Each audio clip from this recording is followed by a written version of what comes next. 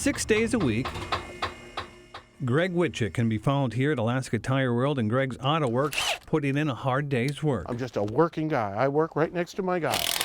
It was right before this year's start of tire season that Greg says he reached his breaking point. They stole all my impacts out of my shop 1 week before tire season. I had to go buy all that stuff again.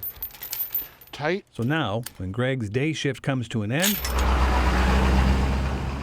he heads home to check on his wife and have a quick dinner. I'm not home. My wife has 1% kidney function and she's on a dialysis machine. And I need to be there. The crime, he says, is so bad that he can't afford to stay home. If I can't pay the rent, then where does it leave me? Then there's no roof over our heads. So I got to stay down here and more or less protect what I have. Greg spends most of his nights here. This is where I stand guard. In this small pop-up camper. This is where I sleep. He wakes up every half hour during the night to check on his cameras and his fence. Here's a prime example. The barbed wire is cut. So now I have been forced to sleep here at night and do my own patrols. So here we are on the back side of my fence. This is where I've had the worst trouble.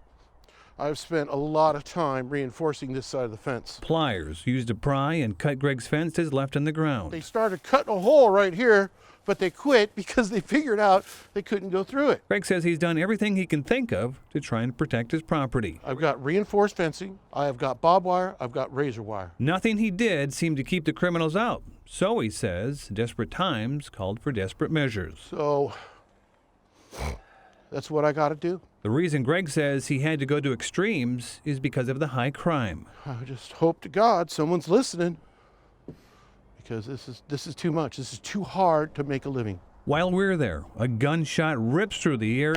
My camera person, Rachel McFerrin, is visibly shaken. So that was a gunshot. Greg's fears are reinforced. Just went off. Hold on. It's a nighttime lullaby that no one falls asleep to. I do hear that frequently. That's why it's so damn scary. Greg, like many business owners, feel powerless. It forces you into the point to where you have to be the executioner.